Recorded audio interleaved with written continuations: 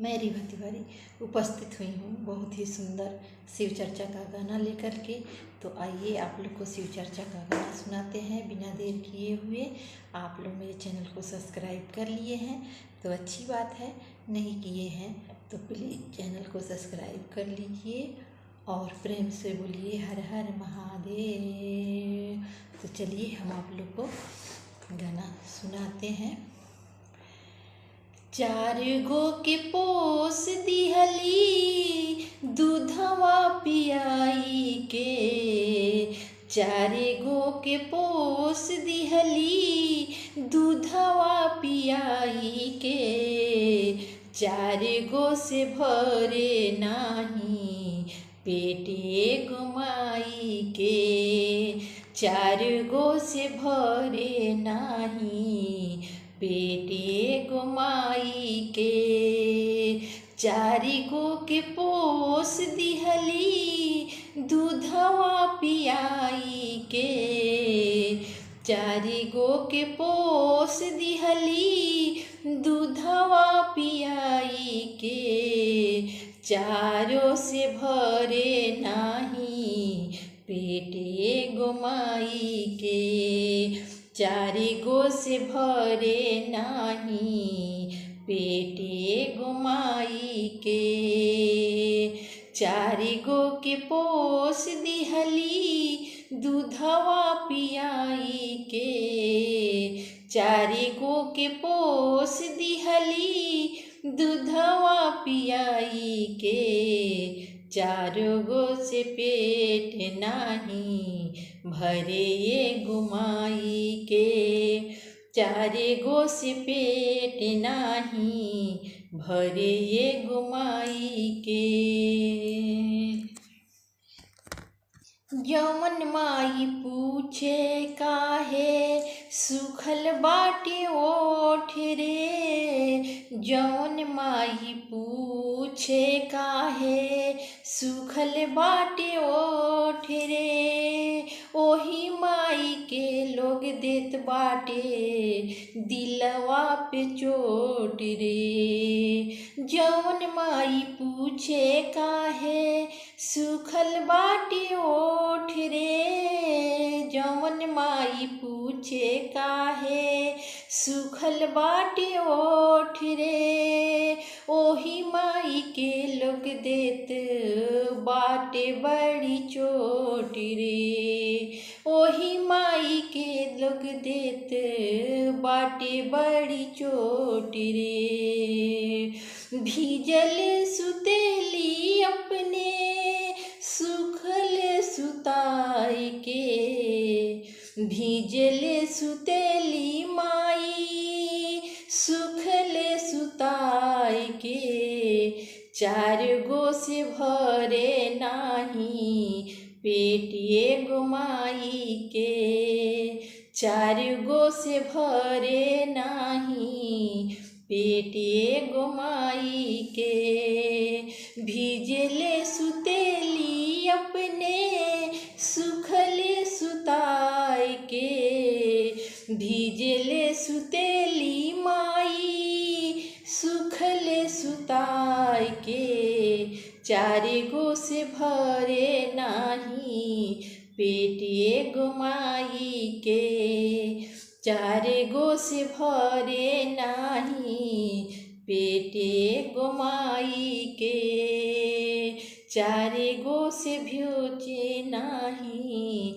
पेटे गुमाई के, चारे गो के पोस दिहली दूधवा पियाई के, चारे गो के पोस दिहली दूधवा पियाई के, चारों से भरे नाही पेटे गुमाई के, चारे गो से भरे नाही पेटे गुमाई के, अन्न धन भरल बाटे दौलत सिंगार बा, अन्न धन भरल बाटे दौलत सिंगार बा, हरि के भजन बिना जिंदगी बेकार बेकार बा।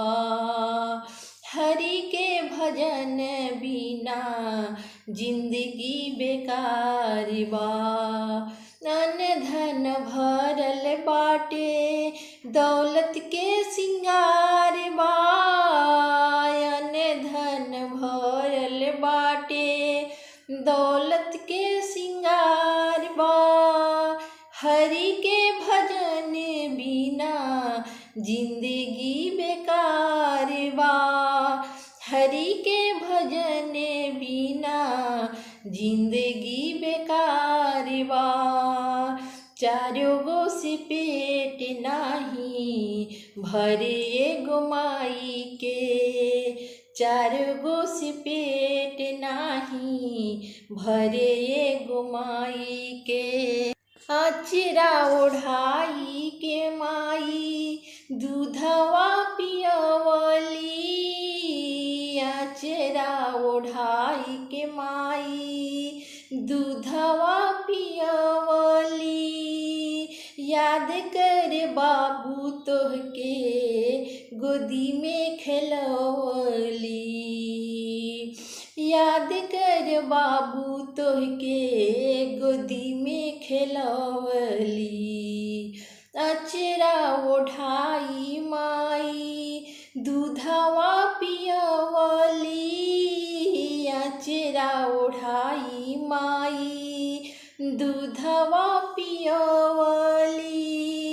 याद कर बाबू तोहके गोदी में खेलवली। याद कर बाबू तोहके गोदी में खेलवली। रिभा तिवारी कहेली भजनिया के गाई के। रिभा तिवारी गावेली। रिभा तिवारी कहेली भजनिया के गाई के।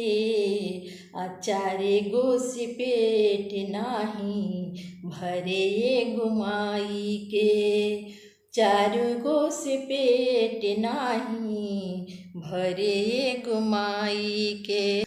चारी गो के पोस दिहली। चारे गो के पोस दिहली दूधवा पियाई के। चारे गो से पेट नाही भरे एगो माई के। चारे गो से पेट नाही भरे एगो माई के। चारे गो के पोस दिहली। चारे गो के पोस दिहली दूधवा पियाई के। चारों से भरे नाही पेट एगो माई के।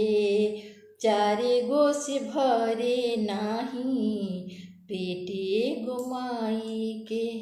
अगर मेरा गाना आप लोग को अच्छा लगा है तो मेरे चैनल को सब्सक्राइब जरूर कर लीजिएगा। लाइक कमेंट जरूर कीजिएगा। कमेंट में हर हर महादेव जरूर लिखिएगा। फिर मिलेंगे अगले वीडियो में।